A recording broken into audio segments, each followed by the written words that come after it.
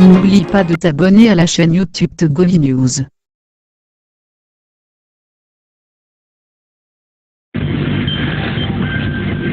Madame, Monsieur, bonjour, bonjour à tous. Merci de nous rejoindre sur Radio Taxi FM Lomé à l'heure de Taxi Presse. Les invités ce matin et l'homme à Tissogbe, Gérard Ouessan, Michel Tchadia et puis Jacques Diakouti. Ensemble, nous reviendrons sur la situation qui s'est produite à Lomé dans la nuit de samedi à dimanche, des inondations. Vous comprenez que nous reviendrons sur la question de l'assainissement et la répression de l'incivisme. On va l'évoquer tout à l'heure. Nous parlerons également de la politique togolaise avec la présidentielle de 2020 qui est déjà annoncée avec les hostilités. On s'interrogera sur la coalition de 14 partis de l'opposition, l'heure de déballage, une affaire de 30 millions de francs CFA, un cadeau du président ivoirien sème la zizanie depuis quelques jours. On reviendra sur le sujet. Bienvenue. Nous n'aimons pas le conformisme, mais les débats contradictoires pour la vie démocratique. Taxi FM, la radio géniale. Avec les confrères en studio. Bonjour Jacques Diakouti. Bonjour Eric, bonjour aux auditeurs, aux auditrices, bonjour aux confrères présents ici. Merci d'être avec nous ce matin. Bonjour Eloma Tissobri. Bonjour Eric et bonjour à tous les confrères en studio. Bonjour Gérard, vous allez bien? Bonjour, je vais bien. Parfait. Ça fait plaisir de vous avoir en studio. Vous me voyez en train de nettoyer un peu mes mains. Parce que ma bonne, elle a fait grève, elle a refusé de laver mes choses. Ah oui? Une seule fois, maintenant, je connais l'importance des bonnes. Parce que toute ma main, là... Ah oui, je vais vous souhaiter ça. Chaque lundi matin, ce sera parfait quand même. Oui, mais c'est juste pour vous dire que dans la vie, chacun a sa place et il faut apprendre à respecter, même les tout petits. Bien sûr. Ouais, ben oui. Bien On sûr. a toujours besoin de plus petits que soi. Ce soir, c'est ça. Merci d'être avec nous ce matin. Bonjour Michel Tchadia. Bonjour Eric. Ça va? Bonjour aux confrères ici présents, bonjour aux auditrices et auditeurs. Merci d'être avec nous ce matin. On pourra revenir sur le PND tout à l'heure puisque vous étiez aux Émirats Arabes Unis ces derniers jours où le Togo a vanté quand même le mérite de ce programme-là aux Émiratis qui ont quand même succombé à notre manière de vanter un programme et on a ramassé quelques millions de dollars. Vous allez nous en parler légèrement puisque je voudrais qu'on commence le débat de ce matin par la situation de pluie finalement. On va jamais s'habituer avec ça. Hein. C'était la nuit de samedi à dimanche. Une grande pluie a quand même arrosé la ville de Lomé et ses environs. Et les dégâts sont énormes, on va dire. Jacques Diakouti à Adido Gomé, c'est horrible ce qui s'est passé ce week-end. Oui, non loin de presque à côté de mon église, oui. à Aveynou. Nous avons vu ce qui s'est passé. C'était vraiment triste et horrible d'assister à ce genre de phénomène, surtout entre trois membres de la même famille qui sont décédés comme ça par rapport des jeunes filles à l'effondrement d'un mur.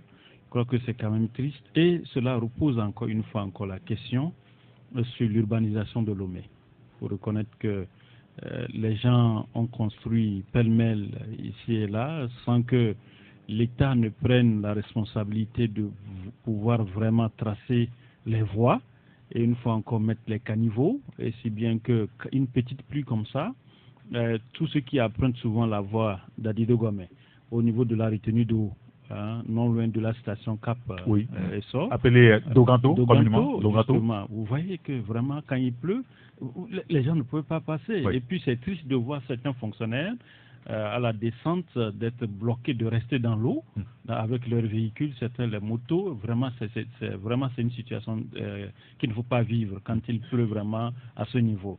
Il est important que, je ne sais pas si c'est la voirie, bon, on n'a plus de voirie malheureusement. Je crois maintenant c'est en ASAP. En ASAP, oui. Voilà. Et puis le service de la mairie également. Le service de la mairie et puis parlant de la délégation spéciale de la ville de Lomé. Il est important de revoir cette retenue d'eau-là. Vous savez, entre-temps, ils avaient envoyé des agents pour refaire ne serait-ce que les barrières, mais l'entretien même au sein de ce bassin-là, cela ne se fait pas. C'est bien que quand il pleut seulement, le déborde. C'est bien là où ces jeunes filles-là sont décédées, c'est pas non loin de ce côté-là. Parce que vous voyez, les eaux qui quittent par exemple vers Adido Gomé, les eaux qui quittent Casablanca et les eaux qui quittent même à côté de Cap-Essor, toutes ces eaux-là se déversent sur cette retenue d'eau-là, si bien que c'est difficile. Donc il est important que on n'a qu'à essayer une fois encore de revoir. Parce que vous parlez de la zone de d'Oganto à Adido Gomé. Moi, hier, dans la fin d'après-midi, on a fait le tour. On a vu la maison du ministre Sani Yaya, qui aussi a pris de l'eau. Ouais. La maison de l'ancien ministre Agba, qui a aussi pris beaucoup d'eau. Et puis, tout le quartier est inondé. Le problème aussi au bassin de retenue, le confrère Liberté ce matin dans sa livraison évoquait justement cette question de bassin de rétention, de débordement de 4 bassins, notamment dans la nuit de samedi à dimanche, avec des dégâts horribles. Vous avez évoqué le cas de ces 3 jeunes filles décédées hier. Je veux dire la nuit de samedi à dimanche, l'absence d'anticipation et de suivi des tendons d'Achille de ces ouvrages-là. Et l'homme Sobé. Non, je pense quand même qu'il faut un gros travail d'assainissement de la ville de Lomé, surtout en cette période de pluie. Ce n'est pas que l'étang d'eau, la retenue d'eau d'Adido Gomé. Vous avez vu un peu partout dans les quartiers tout ce qui s'est passé. Oui, fin pavé à Adido-Adin, c'est le problème. Voilà, fin pavé à Adido-Adin. Vous allez vers Deux-Lions, où vous avez l'étang d'eau de ce côté-là aussi qui était plein jusqu'à ce que ça déborde. Et donc, il faut véritablement une opération d'assainissement digne de ce nom, parce qu'on constate que l'entretien de ces étangs d'eau, sinon la façon dont on puisse véritablement assurer la coordination à ces niveaux-là souffre d'un manquement, parce qu'on ne peut pas comprendre que l'eau, la retenue, l'eau déborde jusqu'à ce que la retenue soit pleine et que ça rentre dans les maisons un peu partout jusqu'à ce que ça rentre dans les chambres. Il y a quand même un gros souci, parce qu'on nous a dit dans ce pays qu'au niveau du Carrefour Bodiona par exemple, l'étang d'eau qui se trouvait de ce côté-là beaucoup plus, il devait y avoir une motopompe qui devait rapidement absorber le trop-plein pour le verser directement dans un caniveau qui doit faire le suivi jusqu'à ce que ça se retrouve quelque part. Chez derrière à la radio. Voilà, mais on constate que ce n'est pas aussi efficace, ou bien que le dispositif n'est pas automatique. Donc on se pose des questions. Au XXIe siècle, on sait quand même que ces zones-là, ce sont des zones en période de pluie qui sont difficiles d'accès. À Adido Gomé, devant la station Cap, c'est quand même beaucoup de difficultés. Quand il pleut, Carrefour Bodiona, même chose. Vers Deux-Lions, même chose. Donc finalement, on se pose des questions.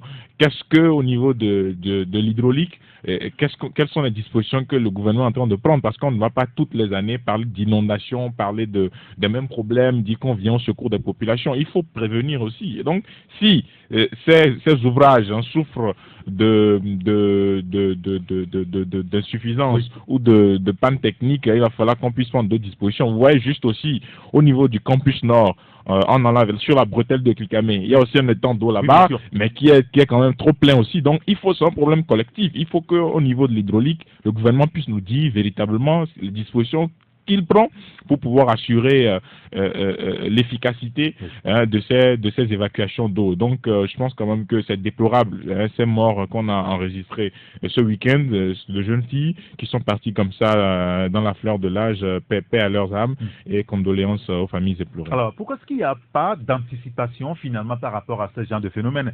C'est vrai qu'il y a une semaine et demie, disons une dizaine de jours, il a plu à Lomé. On a vu les dégâts au niveau d'Agoué, au niveau d'Adido Gomé. Il y a plusieurs de nos auditeurs qui nous avaient appelés à l'époque pour nous relater quand même les difficultés qu'ils ont dans leur quartier. Il y en a même qui nous ont dit que quand il pleut chez eux, eh bien la maison forcément n'est pas inondée, mais derrière, vous n'avez pas envie de sortir de chez vous. Mais pourquoi est-ce qu'il n'y a aucune disposition presque on suppose n'est pas prise pour que, eh bien, quand il y a plu à Lomé, qu'il n'y ait pas d'inondation, que les quartiers ne soient pas sous l'eau, Gérard Roussan? Bon, peut-être que la question est à poser à ceux qui ont construit ces retenues d'eau. Moi, je ne sais pas, j'ai toujours eu l'impression comme quoi ces bassins de rétention d'eau sont trop petits. D'abord, sont trop petits. Et de deux, vous allez les voir, c'est pratiquement à fleur de sol. C'est des bassins qu'on ne voit pas. On ne voit pas que l'eau est en profondeur. Même en saison sèche, on voit ces bassins d'eau qui sont pleins. Alors quand il va pleuvoir, le trop plein va aller où? On nous parle d'un système de pompage. Est-ce que ces systèmes de pompage là sont efficaces? Bon, selon moi, je ne suis pas ingénieur, mais ce que je pense qu'on aurait pu faire, c'est de construire des bassins beaucoup plus grands, beaucoup plus profonds, qui vont pouvoir contenir beaucoup plus d'eau. Il y a des eaux dans les quartiers quand il pleut, et la solution qu'on a trouvée, c'est d'avoir ces bassins d'eau, ces bassins de rétention d'eau. Mais il se trouve que ces bassins de rétention constituent aujourd'hui une menace réelle pour les riverains. Jacques le disait, on a vu le cas à Didogomé, on le voit tout le temps aussi à fin pavé à Didoadin, où quand il pleut, le trop plein d'eau rentre dans les ménages. Oui, mais sans ces bassins-là, qu'est-ce qui se passait avant? C'est qu'il y avait, il y avait une inondation systématique. Donc, ce qui se passe, c'est qu'il y a gaspillage de fonds. Ces bassins d'eau n'ont pas leur raison d'être, c'est tout. C'est pas que ces bassins sont un danger en tant que tel. C'est pas des digues qui cèdent ou quoi, mais on assiste tout simplement à une inondation comme avant. C'est pour ça que moi je dis que ces bassins ont été apparemment mal planifiés. Et normalement, un ingénieur qui a bien fait ses études, il connaît d'abord la pluviométrie. Et il sait combien de quantité d'eau tombe en 1 heure à peu près au Togo ou bien à Lomé dans la région. Et il planifie son bassin conformément à cela. C'est seulement en cas de catastrophe naturelle que ces bassins d'eau-là peuvent être débordés. Mais là, pour une pluie assez petite, voilà, ces bassins sont débordés. Ça veut dire que pratiquement celui qui a planifié ces travaux-là n'a pas bien fait. Et moi, je vous le dis, regardez derrière votre studio ici. Vous voyez, face au bassin, les maisons sont inondées. Les maisons qui font directement face, ça dit qu'à côté du bassin même, les maisons sont inondées, les voitures sont dans l'eau. Eh bien, ça veut dire que ces bassins n'ont pas leur raison d'être. Ils ont été mal planifiés et il faut maintenant faire des enquêtes, demander qui c'est qui a construit, qui c'est qui a fait les études avant qu'on ne construise et tout ça là. Bon, mais pour moi, c'est pas une question une façon de politiser, mais ça pose une question de gestion, de gouvernance et de notre pays. Très bien. Michel, c'est quel commentaire vous faites finalement autour de ce sujet-là? Non, je trouve que c'est... Parce qu'il y a beaucoup de victimes encore depuis ce matin. Oui, vous savez, avant... Les gens de la peine à se relever de ce... Avant les années, j'allais dire noires, 2006-2007, où les inondations avaient créé vraiment des situations tristes. Et que le gouvernement... dans le quartier Baie. Et je pense depuis 2008, le gouvernement a enclenché la politique de grands travaux pour essayer de construire de nouvelles routes avec des caniveaux pour essayer de drainer les eaux qui, ma foi, créent des dégâts.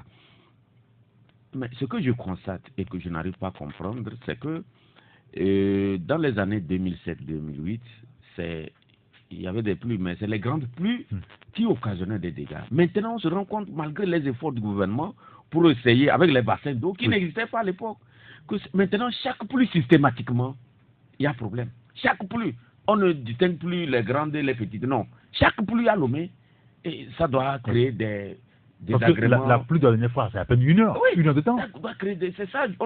C'est pourquoi moi j'interpelle je sais pas, la direction de l'assainissement, s'il y en a une comme ça, mais ils doivent des explications.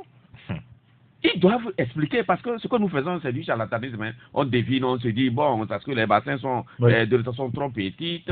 Le système de communication entre les bassins. Les bassins, ce n'est pas ça. Non, on doit des explications à la population. Mais ces gens qui sont là-bas, ce n'est pas un secret d'État. Il faut expliquer aux populations les difficultés auxquelles ils font face et ce qu'ils sont en train de faire pour y remédier. Les populations ont le droit de le savoir. Ce n'est pas un secret d'État. Les gens sont là, bon, les choses n'avancent pas, mais on n'explique rien, et c'est à nous les journalistes de faire des explications. Non, c'est des trucs techniques. Je ne sais pas, c'est Gérard qui le disait, il n'est pas un ingénieur pour, en tout cas, évaluer la situation avec exactitude. Ce que nous faisons ici, c'est des explications. Un connaisseur va expliquer mieux. Et parce qu'il y a une structure. Il y a une structure. Les gens sont là-bas, ils sont là, ils se terrent et on parle de la protection civile. Voilà. Il faut expliquer. Depuis samedi nuit. Pourquoi ils ne convoquent pas la presse, par exemple, ou bien le président de la mairie, les associations, les CDQ. Il faut expliquer aux populations qu'est-ce qui se passe et qu'est-ce qu'on est en train de faire. Ça va rassurer les gens. voyez maintenant, on vient de construire au niveau du contournement, le contournement au niveau d'Acier. Quand vous prenez Acier, vous bûchez sur l'échangeur là, vous voyez à ce niveau, on vient de faire ça, hein. On vient de faire ça. Mais vous voyez, quand il pleut, non, on vient de faire la voie, la voie, mais quand il pleut, la voie inondée. On dit que c'est un fleuve qui est créé comme ça. On ne comprend pas comment les ingénieurs ont pu faire le travail au point qu'on en arrive à des situations comme ça. C'est des milliards qui ont été décaissés. Il faut quand même que les gens fassent le travail. Nous ne leur reprochons pas grand-chose parce que nous ne maîtrisons pas beaucoup de... Mais nous, le constat est que les riverains et puis les usagers de la route vraiment n'ont pas de... n'espèrent pas avoir les bonnes routes pour circuler librement comme ils le souhaitaient. Donc, il faut quand même que les ingénieurs arrivent, ce qu'au niveau de la direction générale des assemblées, à Lomé, ils doivent des explications aux populations, surtout à la presse. Il faut qu'ils nous expliquent. Sinon, au niveau de la délégation spéciale, on va y revenir tout à l'heure, on semble vouloir sanctionner ceux qui se comporteraient mal en termes d'assainissement dans la ville. Et là, il faut expliquer ce qui se passe avant de pouvoir passer à la phase de sanction. Là, vous savez, quand on explique, si par exemple les gens bouchent les caniveaux, si ça fait partie des problèmes que nous vivons, ok, désormais ceux qui contribuent à créer ces problèmes-là trouveront malheur en chemin. Très bien. Ça. Alors, on va rappeler aux auditeurs qui peuvent également participer au débat en nous envoyant juste un SMS ou un WhatsApp sur le 90 71 49 62 90 71 49 62. Oui, Jacques Jacouti. Non, je crois que Michel a donné un bon exemple par rapport à la voie dont il parlait le contournement. Mais voyez les caniveaux. Je ne sais pas si vous avez une fois fait la remarque, tout petit. Mais c'est des rigoles. Ça, ce n'est pas des caniveaux. C'est vrai. C'est pas des caniveaux. C'est-à-dire que quand vous prenez une route qu'on construit, s'il n'y a pas ces caniveaux-là, ben vous n'avez rien fait. Prenez le boulevard, quand vous prenez vers la mer, pour aller vers Sarakawa et jusqu'au Bénin. Dites-moi, est-ce qu'il y a un caniveau à ce niveau? Il n'y a aucun caniveau. Supposons si, par exemple, si un jour cette mer-là débordait, combien de victimes cela va engendrer? À ce siècle, on ne peut pas construire des routes comme ça. Et puis prenez presque toutes les routes de Lomé. Il n'y a pas de caniveau. On construit des routes sans caniveau. Oui, la route qui passe devant Lomé 2. Mais justement, il n'y a jamais eu de prenez caniveau. Même le Nukafu, la voie Jean-Paul II. Dites-moi, quel caniveau il y a là-bas? Adidogomé. Il n'y a rien. Mais qu'est-ce que vous voulez? Quand il pleut, mais c'est comme ça. Quand Michel dit que les gens n'ont qu'à venir expliquer, ils vont expliquer quoi? Ils n'expliqueront rien. Ils vont remettre le tort sur ceux qui sont en train de construire les routes. Ils vous diront qu'ils n'ont pas pris les dispositions, qu'ils n'ont pas respecté certainement la traçabilité par rapport à l'environnement. C'est ce qu'on va vous dire. Mais au fait, à ce siècle, je ne peux pas comprendre qu'on construise une route, qu'on ne puisse pas mettre les caniveaux. Ceux qui ont eu la chance de voyager, par exemple, par Accra, aller par exemple au Burkina. Mais parce que là, si vous rentrez dans le caniveau, vous êtes perdu. Il faut chercher une grue pour vous faire sortir. Parce que vous ne pourrez pas. En fait, c'est ça une route. Si aujourd'hui au Togo on a ces problèmes, c'est pour vous dire que nous avons des routes, mais il n'y a pas de caniveau. Il y a un auditeur qui nous dit, depuis hier nuit, la CET a coupé l'électricité chez nous.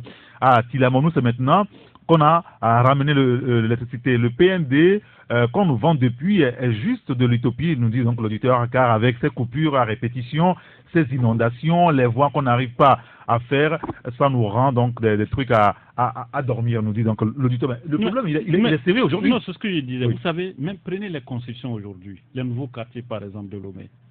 Vous ne pouvez pas imaginer, Eric, qu'avec l'urbanisation, qu'avec les nouveaux quartiers que nous avons, qu'on ne puisse pas mettre l'électricité, c'est-à-dire tracer, mettre l'électricité, l'eau et peut-être les fils téléphoniques pour que les gens, quand ils viennent, qu'on se dise au moins que Lomé était saturé par rapport à ces installations. Là-bas, pour l'électricité, c'est... Et les nouveaux quartiers aujourd'hui, mais on laisse faire. C'est la rien par rapport à l'électricité. On laisse faire.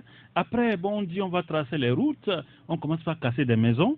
Et quand on veut construire ces routes, vous voyez comment les routes là également se construisent. Donc je crois qu'aujourd'hui, le problème que nous avons dans notre pays, c'est le problème de l'urbanisation. C'est le problème de l'urbanisation. Si on ne prend pas les taureaux par les cornes, je vous assure, ce à quoi on a assisté la nuit du samedi au dimanche, moi j'ai vu une maison, je vous dis que la plupart des fils, les fils électriques étaient dans l'eau. La plupart des fils électriques là, étaient dans l'eau. Il y a une poissonnerie même qui a pris feu parce que le frigidaire, l'eau a débordé si bien que le frigidaire était presque plongé dans l'eau. Donc c'est pour vous dire quelque part, il est important que ce que nous disons, il faut que les autorités puissent prendre effectivement ce problème-là par le corps. Sinon, je vous assure que un jour, nous allons nous réveiller, personne ne pourra plus sortir de sa maison. Et ce serait très grave. Il y a un auditeur qui nous dit tous ces bassins de rétention d'eau sont faits sans vision propre de la part de nos dirigeants. Un bassin de rétention devrait être construit devant la maison du ministre ADG, du auditeur, mais après avoir chassé ces eaux, le bassin est laissé comme ça et c'est devenu un danger public pour nous. Donc l'auditeur. Bon, en fait, je vous donne ensuite la parole, Michel. Non, en fait, en réalité, ce que Jacques a dit est très important dans la mesure où aujourd'hui on constate qu'il y a plusieurs routes que les entreprises nous construisent sans caniveau. Vous prenez par exemple... Mais comment c'est possible? Ah oui, mais en fait, en réalité, c'est le maître d'ouvrage et puis le gouvernement qu'il faut interpeller sur la question. Vous ne pouvez pas au XXIe siècle construire 1 kilomètre de route sans caniveau. Ça n'existe pas. Comment on peut penser une seule minute à ça? Regardez la route sur laquelle nous passons chaque jour. Si c'est en montagne, pas besoin de caniveau. Oui, mais on est en pleine ville. Sauf qu'ici, on est en pleine ville. Même si on de caniveau, il faut quand même tracer la voie pour l'eau. Oui. Non, quand c'est en montagne, je crois que l'eau va couler naturellement. Ça dépend c'est-à-dire quelqu'un qui construit la route, ça dépend de ce qu'on lui a donné comme mission. On vous dit seulement construisez-moi une route, vous n'allez pas vous mettre à construire des caniveaux. Oui, une route. Non, Gérard. Ça accompagne le caniveau. Voilà. Oui, mais ce que l'homme dit. À moins qu'on soit en montagne, comme vous l'avez dit. Tout dépend du maître d'ouvrage. Non, oui, ça veut dire que si on te dit de construire une route, ça veut dire que tu construis une route avec caniveau. Quand on est en pleine ville. Ah oui. Quand on est en pleine ville, c'est comme l'Afrique sans Madagascar. C'est pas la même ça. Moi, je pense que l'entreprise fait juste le travail qu'on lui donne à faire. Si vous dites, construisez-moi une route, l'entreprise va vous construire une route. Je prends un exemple. Une route, c'est il y a quand même plusieurs exemples. Là. Vous prenez la route Lomé-Anerhof, du rond-point port à Baguida, vous avez un espace avec terre-plein qui prend toute la route et vous avez une petite route sans caniveau. De Lomé à Vepozo. C'est la route comme ça, mais sans caniveau. Vous prenez la route qui va à la route de Michel, qui quitte l'échangeur de l'autre côté pour aller à Legbasito. Sans caniveau. Il y a des trottoirs, la route est construite sans caniveau. La route de Ségbé, Lomé, enfin Didogomé-Ségbé, une route qu'on a bitumée, sans caniveau. Vous faites 50 mètres, vous avez un étang d'eau impeccable là-bas, et les gens sont là tout le temps, il y a des maisons. Mais vous prenez le rond-point de la douane, construit par une société également, le rond-point de la douane à Didogomé. Mais quand il y a la pluie, il y a l'eau qui stagne, sans caniveau. Partout, sans caniveau. Donc on ne peut pas nous dire qu'on a demandé à une entreprise de construire une route sans caniveau. Mais comment vous expliquez que toutes les entreprises fassent la même faute? Ça veut dire que la faute provient d'ailleurs. Si toutes les entreprises viennent, font la même faute. Si toi tu es une entreprise et que tu es sollicité sur le plan international, tu n'es pas qu'au Togo ou bien que dans un pays. Et qu'on te demande de construire une route, ça suppose que tu construis la route avec des caniveaux. Normalement, je ne pense pas. Peut-être que celui qui te le demande te dit de construire sans caniveau. Tu lui dis, mais qu'est-ce qui serait mieux? Mais peut-être qu'il a une autre entreprise qui va construire des caniveaux pour lui. On me donne une tâche à faire, je fais ma tâche, je m'en vais. Je ramasse mes sous. C'est pour ça que je vous demande, mais comment est-ce que vous expliquez que toutes les entreprises fassent la même faute, exactement la même faute? Ça veut dire que la chose provient d'ailleurs. Des consignes qui ont été données comme ça. Voilà, on dit, mais construisez une route de 4 mètres avec telle épaisseur. Un point, c'est tout. On ne vous parle pas de caniveau. Vous n'allez pas vous mettre à creuser quand même. Il y a un auditeur qui nous dit, les routes ont été construites. Une bonne initiative à saluer. La remarque de Michel Sadia est pertinente. Les routes se comportent comme des digues autour des quartiers où elles ont été donc réalisées, nous dit donc cet auditeur. Il y a un autre qui nous dit, s'il y a problème d'inondation, c'est parce que l'autorité se fout de la population, c'est l'analyse de l'auditeur. Ils ne sont pas concernés parce qu'ils vivent à l'abri. Et ça, je ne suis pas totalement d'accord, permettez que je le dise, parce que hier, j'ai assisté à ce que tantôt, la maison de monsieur le ministre Sani Yaya aussi a été inondée, de l'ancien ministre Agbab est aussi inondé. Ils sont là-dedans. À Didogomé, tout le monde l'a vu hier.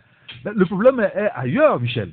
Non, le problème est ailleurs. Je pense que l'État, à un moment donné, je le répète, depuis 2008, a vraiment changé le fusil d'épaule parce qu'il fallait s'attaquer véritablement après tout ce que nous avons connu 2006-2007 où vraiment on a déploré des pertes en vies humaines, des dégâts matériels importants.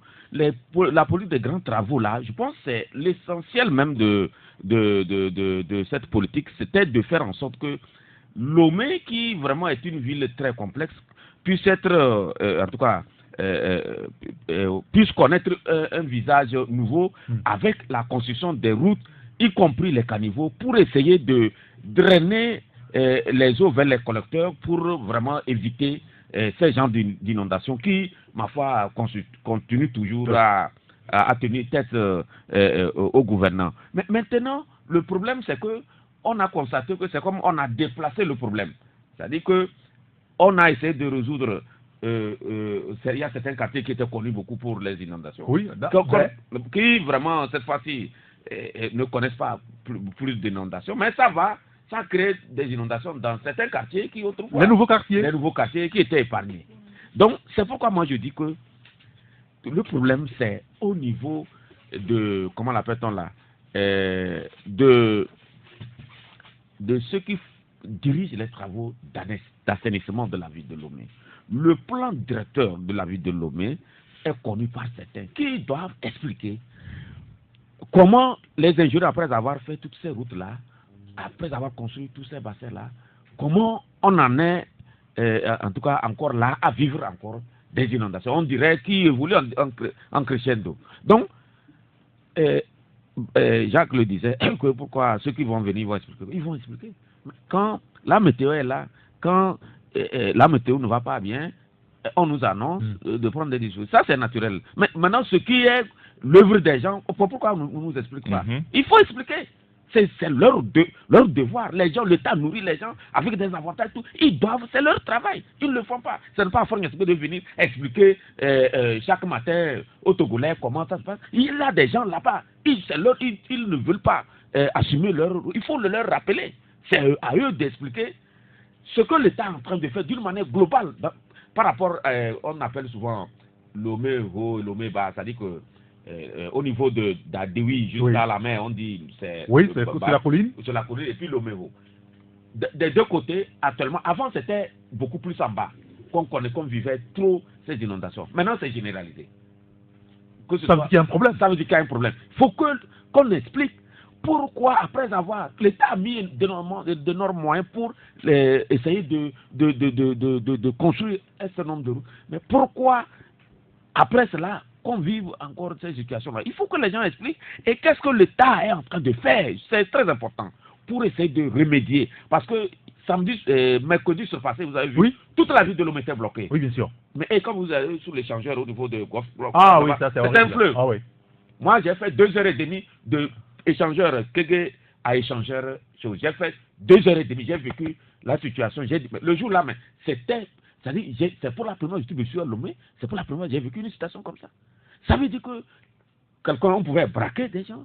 Ça veut dire personne, même la police, personne ne peut bouger. Mais c'est une situation vraiment déplorable. Quelqu'un le disait, mais si ça continue comme ça, c'est Jacques, qu'un jour, mais on va se réveiller à Lomé, mais personne ne peut sortir de chez lui. Oui. Il faut que les autorités compétentes prennent le taureau par les cornes. Sinon, ce que nous sommes en train de vivre, la dernière fois, la pluie, même jusqu'à vers l'Egbasito dans les mais ce que nous avons vu là-bas, mais on se demande, mais c'est comme on ne comprend plus rien. Donc, à l'autorité d'expliquer. Et les responsables de l'assainissement, c'est leur devoir. Ils doivent expliquer. Alors, au Togolais. Quand on fait des nouvelles routes, on construit des nouvelles routes et que les problèmes se posent encore, on se pose beaucoup de questions finalement. Il y a un auditeur qui nous dit que tous ces problèmes, c'est un problème de gouvernement et de reddition des comptes. C'est la corruption, c'est tout. La gouvernance est à terre, nous dit donc un auditeur. Il y a un autre qui nous dit le boulevard qui passe devant le nouveau marché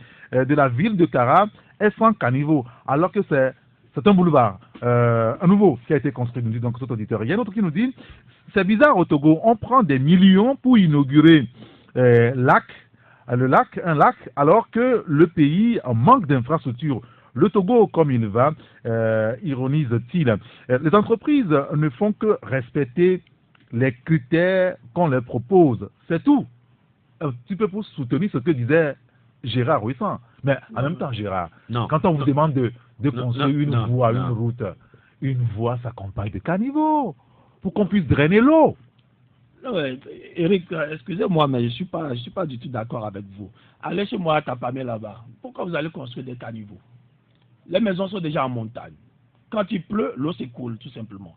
Pourquoi dépenser encore des milliards pour construire des caniveaux? Mais à Lomé, on n'est pas en hauteur, par exemple. D'accord. Alors ça veut dire que les entreprises, par principe, exécutent le travail qu'on leur a confié.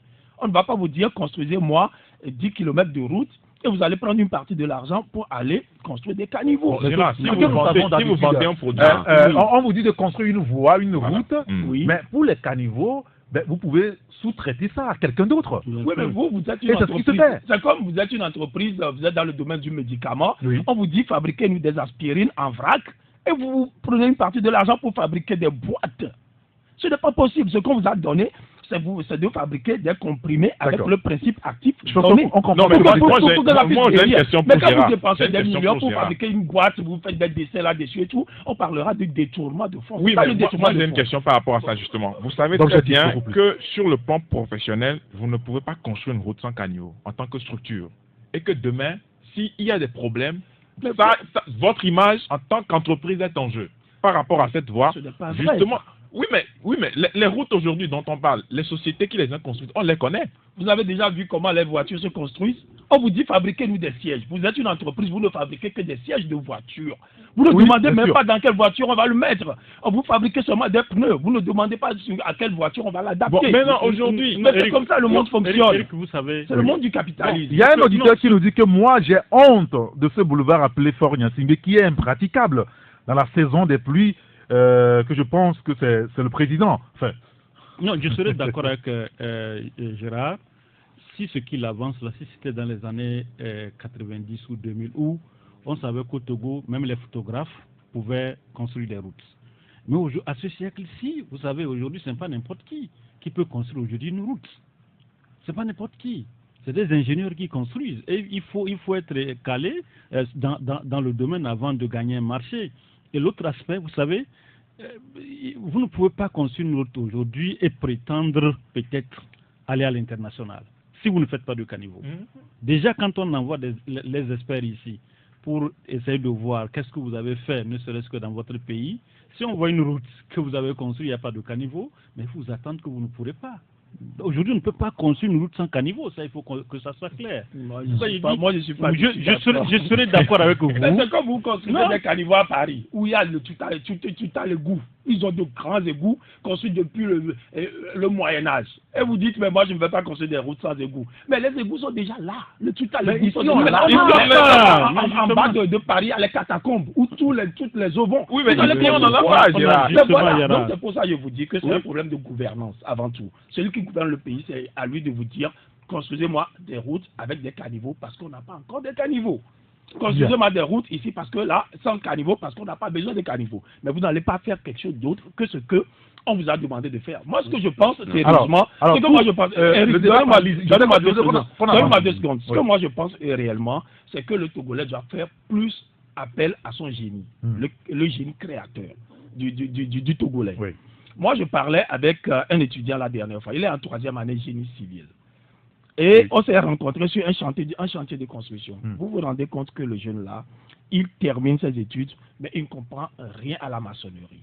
Ses connaissances en matière de maçonnerie sont des bribes en fait.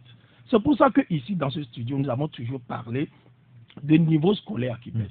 Quand nous parlons de ça, les gens pensent que c'est le français, il faut faire c'est ça le niveau. Non, voilà, le niveau scolaire, c'est tout l'ensemble de connaissances que nous avons, tout ce savoir-faire. Le Togolais, il faut encore le libérer. Il faut libérer son génie créateur. Sans ça là, moi je crois que nous allons toujours faire de petites erreurs à gauche, à droite.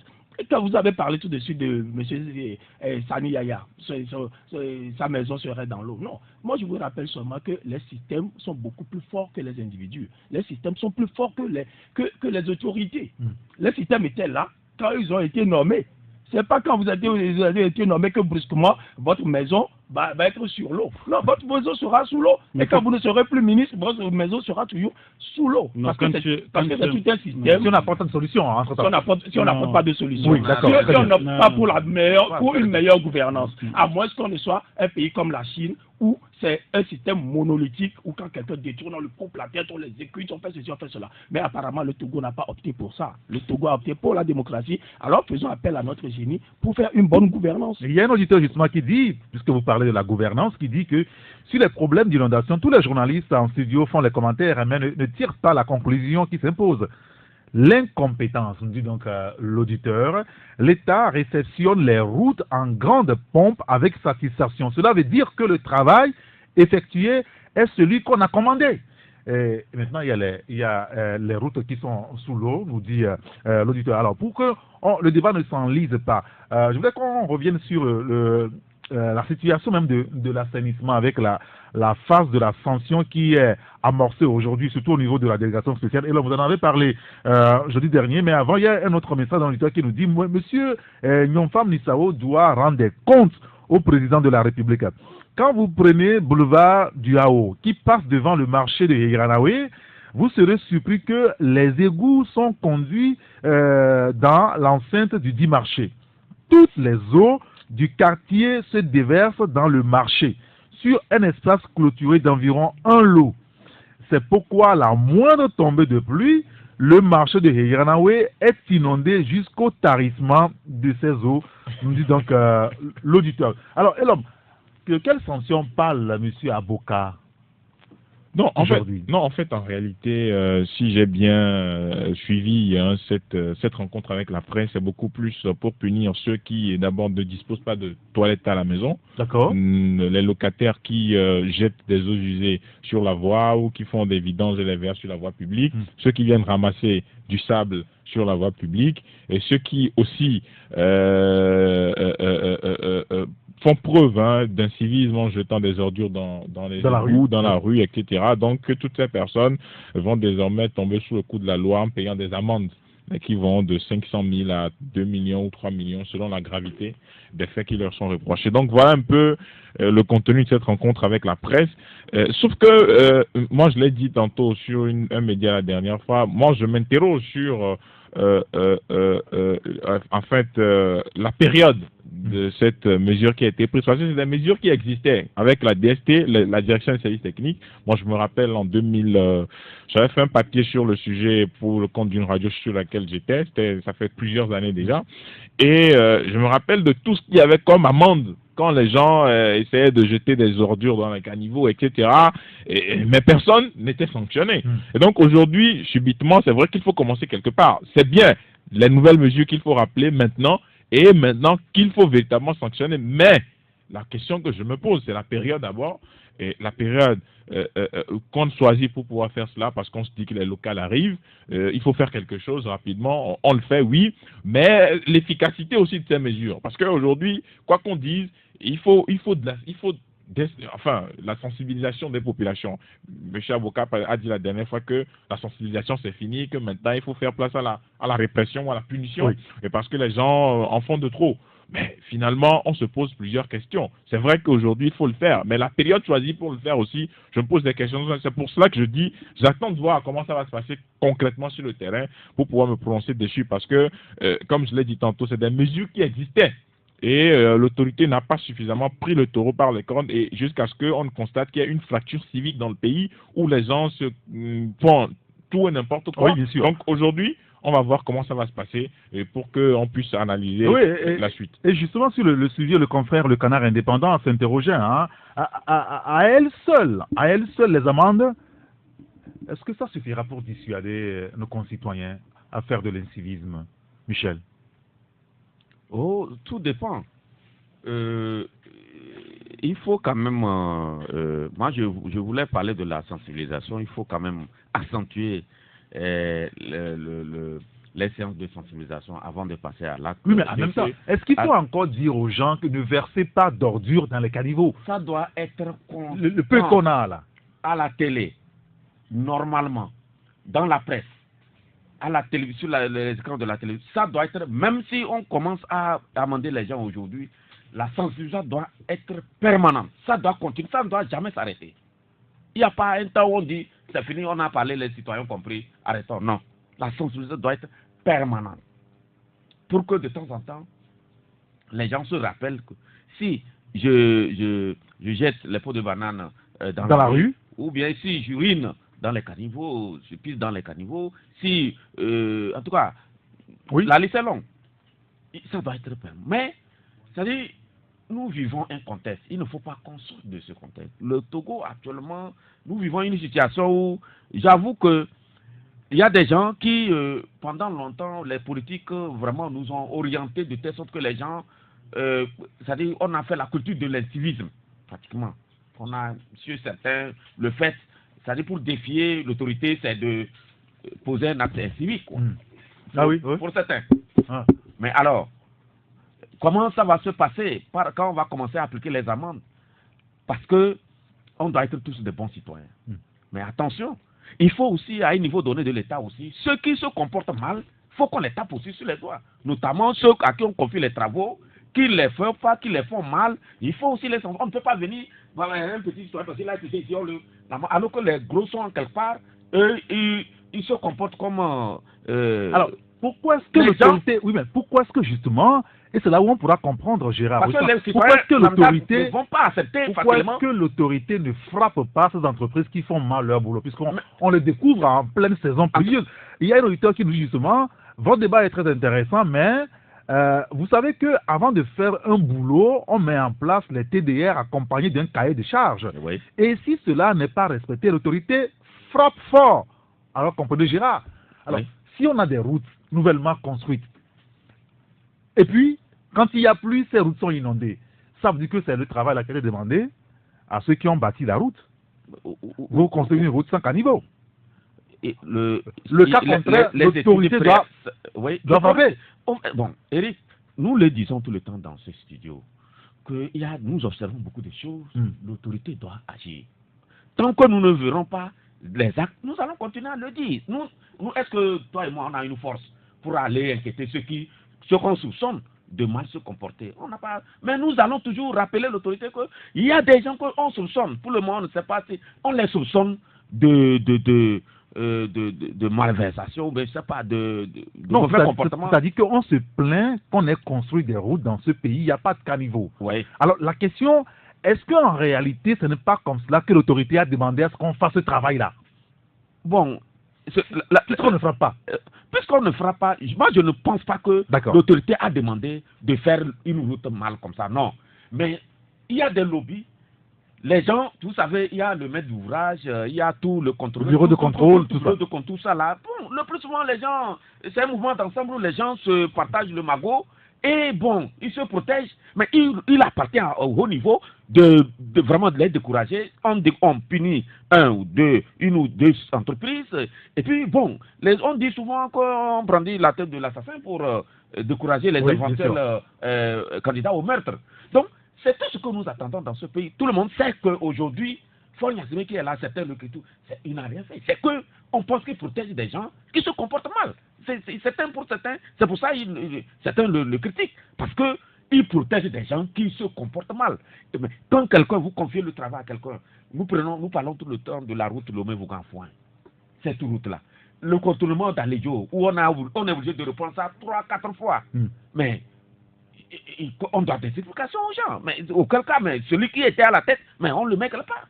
Mais ça n'a jamais eu lieu. Mais ça inquiète les gens, ça a vraiment mal à l'aise des gens, c'est tout. Bien. Moi, je ne pense que c'est une question de comment on va commencer par qui. Il faut qu'on commence quelque part. Oui. C'est pourquoi je dis, si à Policia, tous ceux qui composent ce groupe-là, c'est des gens de qualité, des gens à qui on ne reproche rien, si vraiment quelque part ils ont la bonne volonté, ou celui qui les a mis là-bas a la bonne volonté, mais qu'ils aillent vite. Bien. Gérard Ouessant, est-ce que vous avez le sentiment aujourd'hui, maintenant qu'on veut sanctionner ceux qui se comportent mal en termes d'assainissement, est-ce que vous avez le sentiment que nous avons au Togo une politique d'assainissement réelle? Ben, disons que nous essayons, mais le constat est clair, le Togo est un pays, vous m'excusez, hein, Allez-y. c'est un pays assez sale. Quand vous voyez nos villes ont un problème d'insalubrité terrible. Regardez un peu dans les différents quartiers. Moi, quand j'arrivais... Bon, un petit peu comme beaucoup de pays africains. Bon, mais moi... Quand vous êtes en hauteur, quand vous les voyez, c'est C'est sale. joli. Oui. Ouais, c'est joli en hauteur, mais... Oh, oui. non. Ouais, moi, c'est sale. je me Vous voyagez contente en de- journée pour vous en rendre compte, monsieur. Ouais, moi, je me contente de ce que je vois chez moi. Je ne vais D'accord. pas me comparer quand même aux pays les plus sales d'Afrique. Je vais me contenter aux pays les plus propres d'Afrique. Mais quand on veut du bien pour son pays, on ne se compare pas aux plus mauvais. Moi, je me compare aux meilleurs. Alors, je dis, Lomé est sale, nos villes sont en général sales. Alors, je l'ai dit avant, le problème est avant tout un problème de gouvernance. Il faut mieux gérer nos pays. Et pour mieux gérer, je crois qu'il n'y a pas de miracle. Il faut avoir un pouvoir assez fort et légitime, et à côté, une opposition assez forte, ben, qui joue au contrepoids. Même nous, les journalistes, nous devons être quand même une force, des médias assez forts pour dénoncer. Non seulement, c'est pas dénoncer pour dénoncer, mais il faut dénoncer et pouvoir changer le cours des choses. Quand on dit par exemple que 26 milliards de francs ont disparu, que les journaux, que les médias aient la possibilité de faire des investigations pour savoir où sont passés ces milliards-là. Donc, il faut des institutions fortes, comme dirait l'autre. Ça, c'est un passage incontournable. Mais dire que, bon, on va avoir un pouvoir comme ceci, un régime fort au pouvoir, très fort, et une opposition très minable, très faible, avec des opposants fantoches au Parlement, et puis les choses vont marcher comme par miracle, moi ça m'étonnerait beaucoup. On me donnerait, pour me bloquer encore l'exemple de la Chine, et je serais bloqué. Mais c'est un exemple tellement unique au monde, et que si c'est ça que nous voulons, c'est dire, ce chemin-là que nous voulons prendre, ben, il va falloir commettre aussi beaucoup d'atrocités, comme Mao Tse-tung en a commis, en tuant systématiquement tout ce qui avait un comportement incivique. Et ben, on parlait aujourd'hui tout de suite... Oui, de la tension. Oui, mais regardez toutes les sanctions que les messieurs là donnaient. Pour un détournement, on vous coupe la tête. Est-ce que c'est ça que nous voulons au Togo? Est-ce qu'on peut vivre la même chose au Togo sans faire des dérives? Oui, dérives. mais les éventuels récalcitrants, qu'est-ce que vous voulez qu'on leur réserve comme sort? Quand on dit ne versez pas d'ordures ménagères dans les caniveaux, et des gens en font. Et après, ils s'étonnent que quand il pleut, leurs maisons sont inondées. Vous voulez qu'on leur fasse quoi? Non, je pense que nous parlons de deux choses différentes. Quand les infrastructures sont mal construites, les gens auront beau... Oui, mais ça c'est un fait. Ça, on a quitté le stade là aujourd'hui. Et quoi ça? Quel stade? Le stade où on n'a pas construit des caniveaux. Aujourd'hui, on dit les caniveaux sont là. Il Des faut gens pas qui... oublier que certains ont construit aussi dans des zones inondables. Oui. Et l'autorité, pendant des années, rappelle qu'il y a des zones dans lesquelles on ne doit pas construire. Mais les gens s'entendent. Mais quand ils reçoivent la visite des eaux, mais on appelle encore à l'autorité. Oui, mais moi je pense qu'il ne faut pas mélanger les problèmes. Quand nous prenons Agbalé-Pédo, tout proche de derrière vous ici, les gens n'ont pas construit dans une zone inondable. Ce n'est pas une zone inondable. Et pourtant, aujourd'hui, ils sont sous l'eau. Il faut déterminer les responsabilités. Pourquoi est-ce que ces gens-là sont sous l'eau alors que face à eux, il y a un bassin de rétention d'eau qui est censé pomper, qui est censé contenir toute cette eau-là. Alors, établissons les... C'est fini, hein. Là-bas, c'est fini. Quoi ça? Il n'y a plus les quartiers dont tu parles, à côté du bassin qui est à côté ici. Mais Avant, mais maintenant, non. Je viens de voir des dizaines de voitures dans l'eau, carrément. Les maisons encore dans l'eau là-bas. Oui, toutes les maisons sont dans l'eau. Sont encore dans l'eau. Donc, il faut établir les responsabilités et punir ceux qui ont fait le mauvais travail. Il y a un auditeur qui nous dit oui. La deuxième chose, parlant d'incivisme, je crois que l'exemple doit venir quand même des autorités, des premiers responsables de l'État.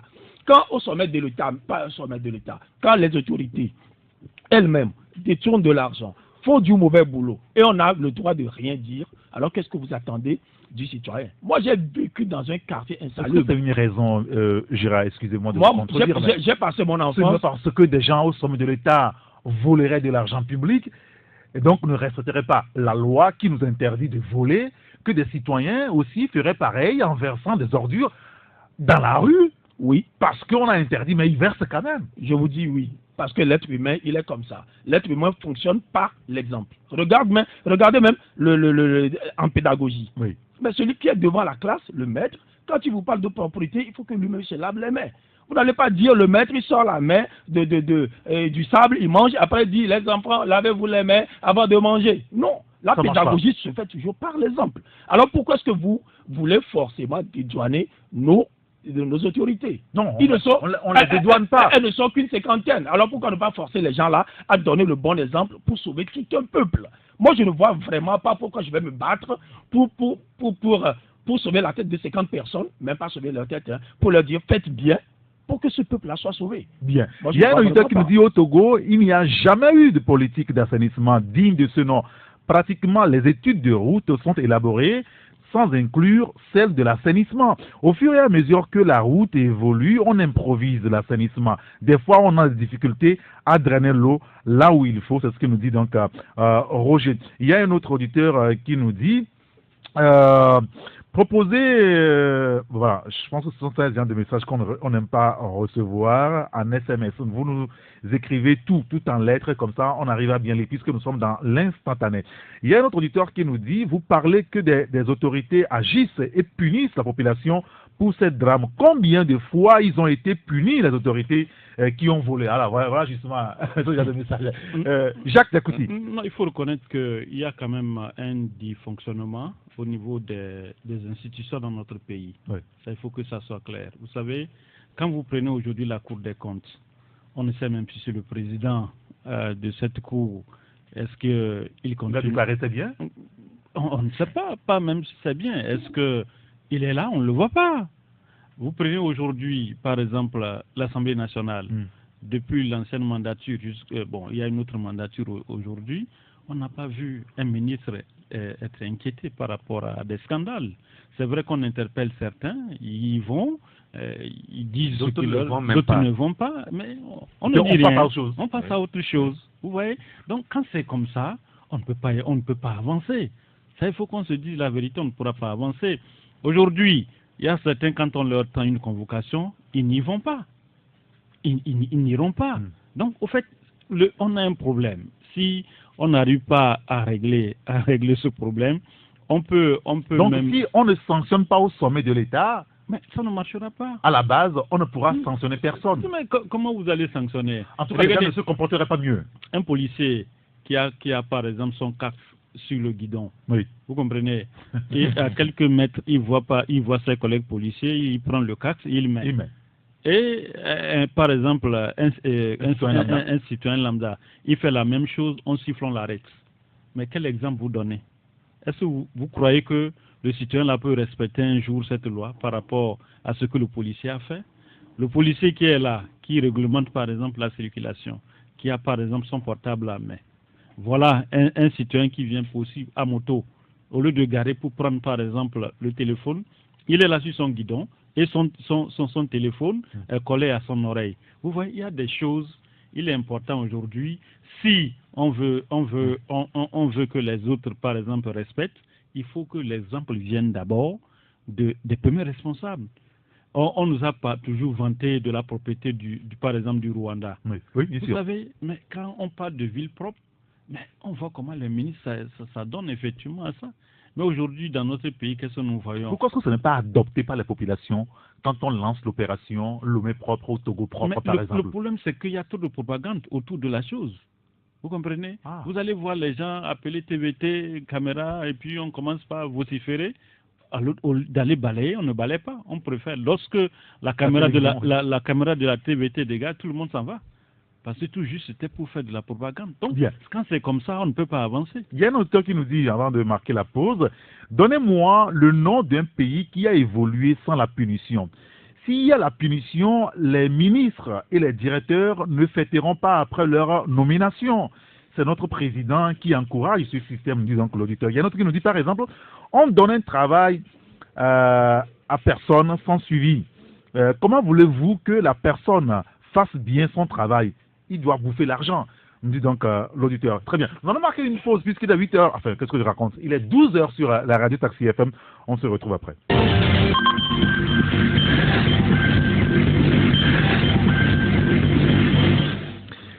12h, presque à 3 minutes sur Radio, Taxi FM Lomé. Vous écoutez à Taxi Presse avec Michel Tadia, Gérard Ouissan, Jacques Zakouti et l'homme à Tissogbe avant de les retrouver pour la suite du débat.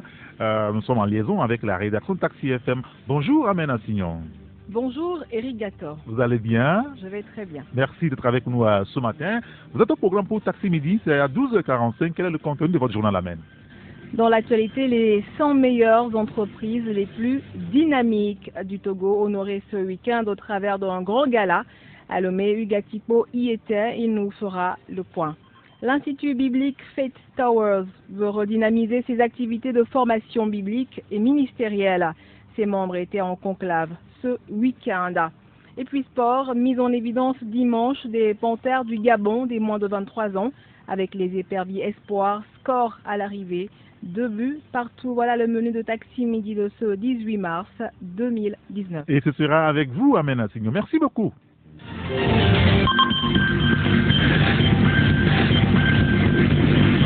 Retour en studio avec les confrères. Nous allons parler politique avant de donner la parole aux auditeurs véritablement aux alentours de 12h30.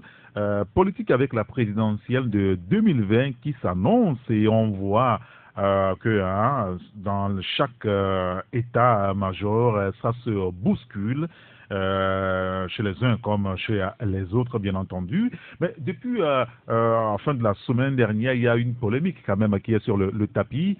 30 millions de francs CFA comme cadeau du président ivoirien donc à la coalition de l'opposition qui cristallise les attentions. Beaucoup de journaux en parlent. On en a parlé d'ailleurs ce matin avec les confrères dans Taxi Media Show. Alors, est-ce qu'on est en train, et l'homme, d'assister à un déballage au niveau de la C14, puisque même les premiers responsables évoquent justement ces 30 millions et justifient? Bon, vous savez, ce débat aujourd'hui tel qu'on le vit, c'est un débat que tout le monde est en train de suivre de très près, parce qu'au temps fort de la crise, quand des gens parlaient, on nous voit hégémonie, on disait qu'on était les oiseaux de mauvais augure, et moi j'ai toujours dit sur ce plateau que quand les leaders de la C14 rencontrent des diplomates et des chefs d'État, ils ne nous disent jamais ce qu'ils se sont dit entre les quatre murs. C'est après qu'on fait une conférence de presse pour nous dire qu'on a fait ceci, on a dit ceci, on a fait cela. Ou soit on fait diversion en vociférant devant les micros pour dire que non, on a fait ceci, on a fait cela. Quand des leaders de la C14 ont été reçus 1 à 1 au Ghana, au Flagstaff House, par le président ghanéen, personne ne l'a su. Qui avait fait un rapport dans ce moment?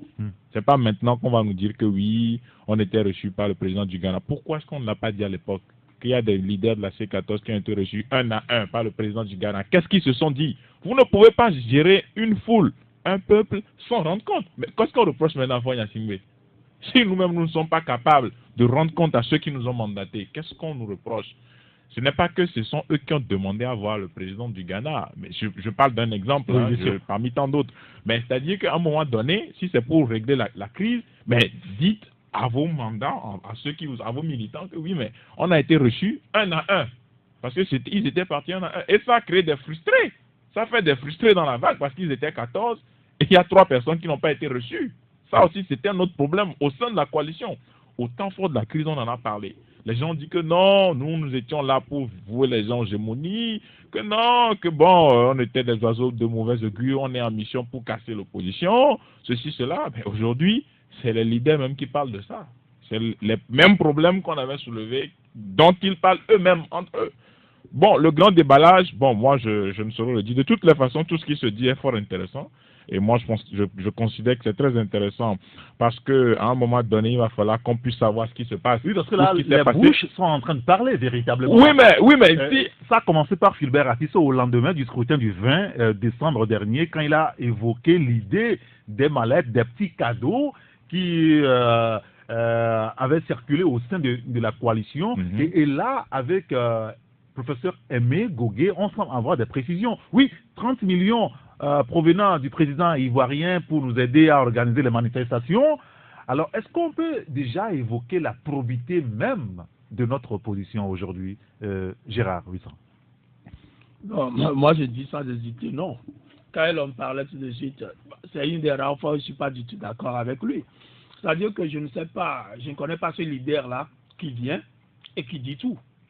Celui-ci m'a donné tant, m'a invité. Non, là, moi je ne parle pas de mangé. celui qui vous donne. Je dis, Non. quand quelqu'un vous appelle, Oui, au temps fort d'une crise, oui. mais la transparence voudrait que vous vous rendiez compte à celui qui vous mandate. Alors là, ça ne s'appelle plus de la politique. Même quand vous dirigez une toute petite entreprise, quand vous avez une crise financière en vue, vous n'allez pas dire, oh, bientôt notre radio là va faire faillite, ma presse là va faire faillite, mon commerce va faire faillite. Non, je ne on parle dit pas de ça. On ne dit pas tout, même en tant que leader, en tant que directeur. Est-ce qu'on est en train là, maintenant, oui, mais on va évoluer quand même. Maintenant que les langues se délient, comme on dit, est-ce qu'on peut parler de la probité de notre classe opposante, de l'opposition? Je ne vois même pas la place du mot probité. Moi, je pense qu'il s'agit d'une question de discrétion.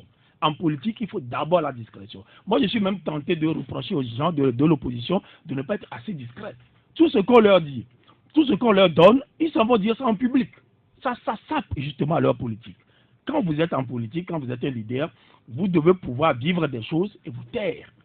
Vous devez pouvoir recevoir du soutien de quelqu'un et vous taire.